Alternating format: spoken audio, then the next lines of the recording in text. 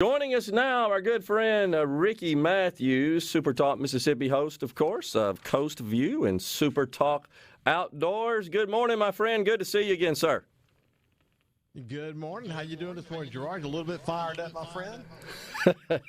I am getting fired up. Dang it. I mean, it's just ridiculous. But I know we're not appointed to talk about that right now, but we may get around to it. Wanted to have you on. First of all, congratulations on Super Talk Outdoors. Great show. I think you're an absolute perfect fit for that. Your affinity for the beauty of Mississippi's landscape and your knowledge and understanding of outdoor sporting activities is, I think, it's just perfect. So congratulations on that. I hope you're enjoying it too. And we'll use that as a segue, if that's okay, to this wildlife legislation that you and I have been talking about, tracking. What's the latest on that? The Conservation Trust Fund is making amazing progress. That's the good news. You have to be able to make compromises. And what the House and the Senate has been doing over the weekend have been really, really important. I mean, the reality is they're reaching. It looks like they're reaching a compromise that will involve private lands, that will involve non-governmental organizations being involved. I think, as I mentioned on Paul this morning, I think when they're focused on governance and making sure that there's accountability and what the relationship between the board and the legislature is going to be, that's all a really good sign. They're going to substantially fund it initially, and and while it's not a dedicated funding source, it's going to be done by appropriation. At least that's what appears to be the case today. There's a lot of conversations about multi-year and why that's important, the amount of federal funds that are going to be available.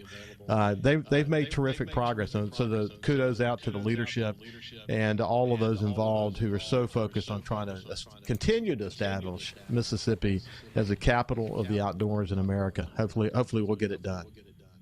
So the original idea and the original concept, which involved a sales tax diversion from the industry, where does that stand, Ricky, that idea?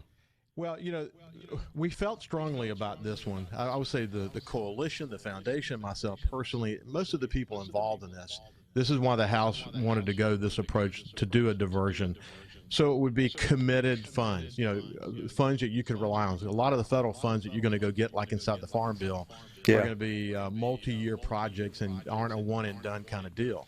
But it pretty quickly became clear that the Senate was open to lots of negotiation, but they just weren't open to a diversion. At least currently, that's what the thinking is, that they're not open. That was going to be kind of a non-starter for them. If they fund it significantly, talking about $20 million initially, if they fund it significantly and they continue to understand that this is a multi-year deal, the diversion might be the best approach from a dedicated funding source perspective, but it's not a showstopper. It can't be a showstopper. Okay. And if they do fund it significantly year one and talk about multiple years going forward, I think people can live with an appropriation. Okay. So, and we're not talking about a great deal of money at the end of the day here, are we, Ricky? As I recall, it was kind of hard to appreciate why there was so much consternation when you're talking about such a small amount of money. I was curious about that too. It's taken 2 years to pull it together. I think that there's so much going on in the legislature. This session alone was one of the most consequential in a long, long time for a lot of reasons. The income tax, but that wasn't the only thing. The teachers' pay raise and the additional money that they had because of COVID. I mean, it's a very, very complicated session. Last year, don't forget medical marijuana. Didn't mean to interrupt you. Don't forget that. It seems like it's been forever ago, but that was just 2 months ago. Exactly. It does seem that way, doesn't it? Last year was very, very complicated, too. I think that it took some time to really understand the kind of money, up to $40 million a year available for federal funds that could be matched by the state. I think it took a while to kind of get everybody focused on it. With issues like this, it's not, you just don't go past the bill. It's complicated. A lot of moving parts to it. But I think everybody got focused on it, and I think we're finally moving in the right direction. I'm really impressed with the amount of work that they have all done to get educated on the opportunities lost, and I think people are aligned around that now. Yeah, it seems like it. So explain to our audience exactly how these funds would be used in Mississippi. Well, the bottom line is that what we've seen in states all throughout the Southeast, Mississippi's only one or two states that doesn't have a committed fund like this. Yeah, it would be used for a wide range of things. There's amazing federal money available, as I mentioned, in bills like the Farm Bill, and there's going to be some additional conservation-oriented funds that are related to the infrastructure bill. But this could be anything from issues around improving water quality. It could be creating easements into, from private land into public land. We're blessed in Mississippi to have a lot of public land. There are some improvements that need to be made on public parks across the state. It could be working with farmers. I mean, this is very significant to improve wetland and wildlife habitat. One of the biggest issues we face in Mississippi, whether we're talking about the duck migration or deer hunting or whatever it might be, is that over many, many years we've seen a loss of wildlife habitat. And there are a lot of programs that are involving, like CRP, for example, that are about creating more habitat for wildlife. And so what I like about it is that we're going to be involving non-governmental organizations and let them go out and find some of the most innovative projects in America, go find that federal money so that we can start to put Mississippi on the map and really take care of our wildlife heritage here in the state for many, many years to come. It's exciting. So I know that one of the matters that has been objectionable certainly to some in the legislature is that some of these funds could be used for improvement of private property. So tell me how that would work with respect to this new plan. I think, yeah. The issue for most private property owners in Mississippi are not rich, so right. They would, they may be land rich, but they don't have the resources that are needed to be able to do this. Well, look, nearly 90% of the land in Mississippi is privately held. So if you're going to have a true conservation effort, you've got to involve private land. I see that. I lease land. I don't own land in the Delta. I lease land in the Delta. 3 separate farms, and I see the relationship I have with my farmer friends, the Dunn family, and I can't imagine not having them to work with to improve wildlife habitat.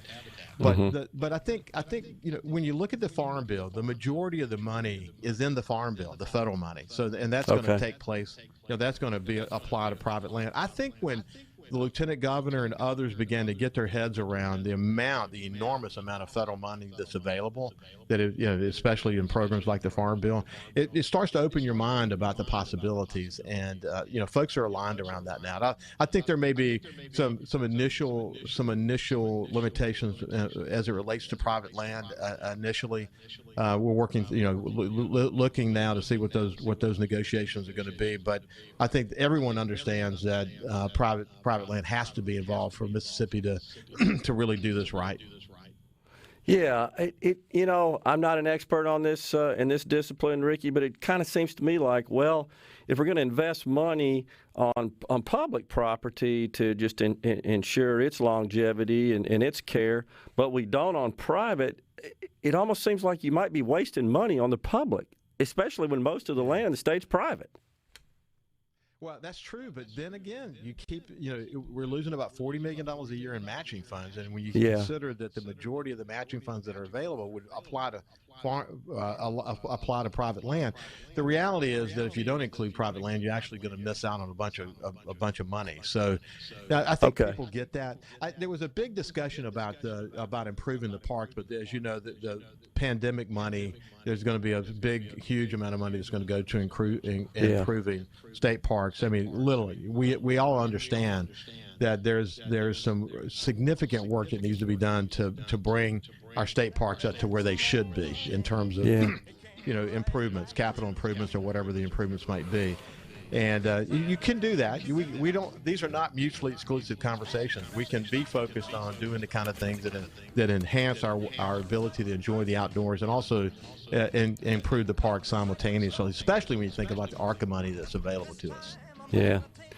Ricky, always a pleasure, my friend. I'm sure we'll talk about this some more, but let's hope we get this thing done.